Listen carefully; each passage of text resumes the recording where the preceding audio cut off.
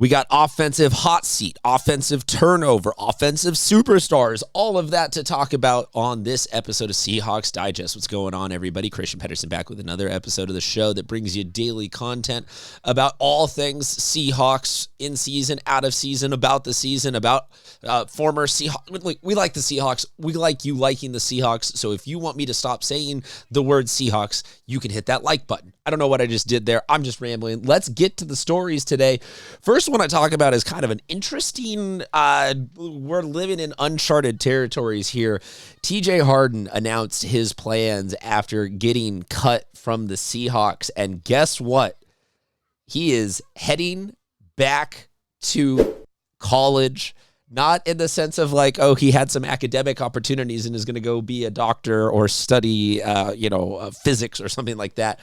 No, he's going to go back and play some college ball. And the quote here is really interesting from Mike Florio talking about programs have been reaching out to agents with a specific pitch for first-year players who are going to get cut from practice squads should consider returning to college football for another season. And I'm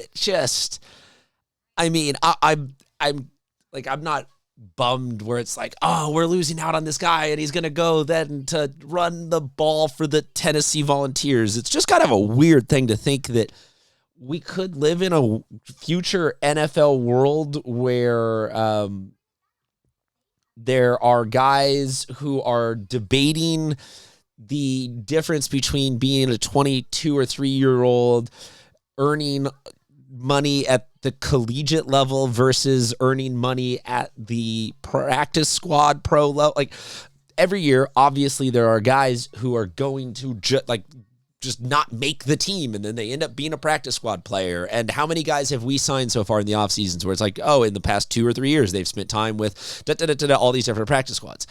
Instead, when we're talking about this first year batch of unsigned free agents coming in, doing training camp, hanging out, then being like, okay, do I want to make $110K this year being a practice squad player, or do I want to make $300K playing for US? Like, that's a crazy duality to now just be like, oh, well, we need to make better offers to our practice squad players, or we're going to lose them to, I don't know if there's any really specific, like, right or wrong answer in all of this. It's just interesting to be going through in real time. The next story we got for you today, Sam Darnold leaving the Seahawks. They could force them into a major decision. Yahoo, never stop writing your extremely dry and predictable headlines. They are fantastic cannon fodder for content creators like myself. On the serious note, Sam Darnold is a fantastic football player and is somebody who is,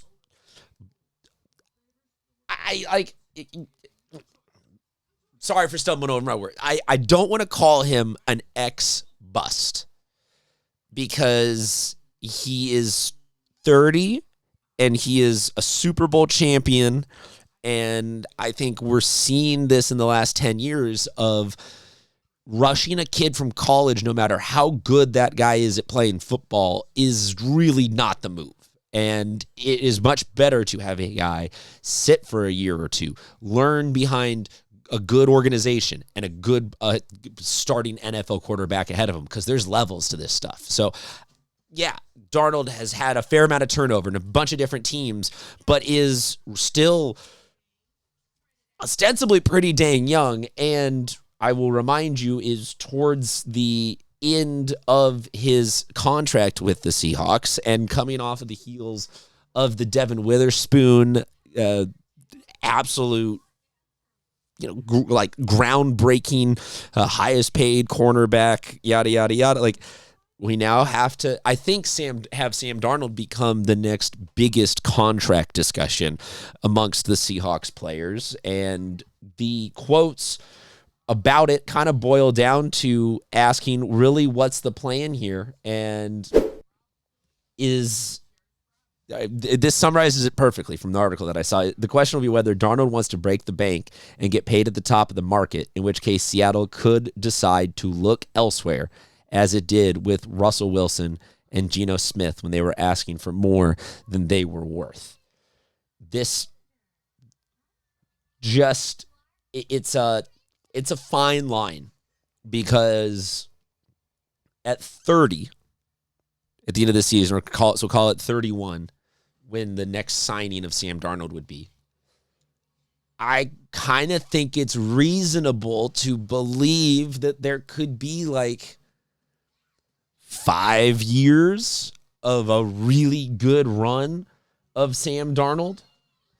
And, maybe that's like 3 more years of like getting better and then a couple years of plateau. But we're seeing people start to really cheat Father Time. And I'm not saying that Darnold's going to play till he's 42 and drag this thing out. And I'm not asking for the Seahawks to consider a 200-year, $7 trillion deferred pay. Like, he's not Shohei. I'm not trying to do that with him.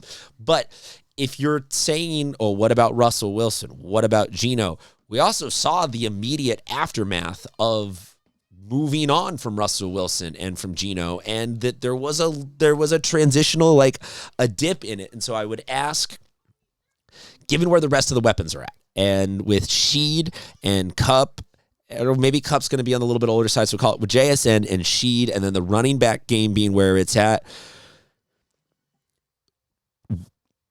why break up the band?